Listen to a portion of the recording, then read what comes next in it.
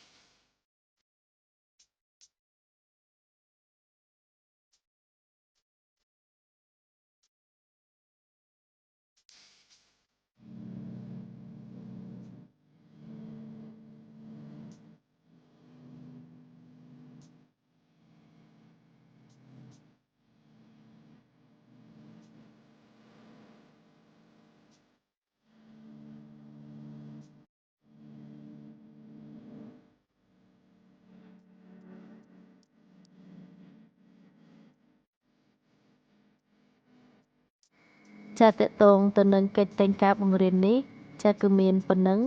ចាប្រសិនបើគ្រូអ្នកគ្រូចូលចិត្តកុំភ្លេចចុច like និងចុច subscribe ដើម្បីទទួលបាននៅវីដេអូថ្មីៗបន្តទៀតចាសសូមអរគុណច្រើននិងសូមជម្រាបលា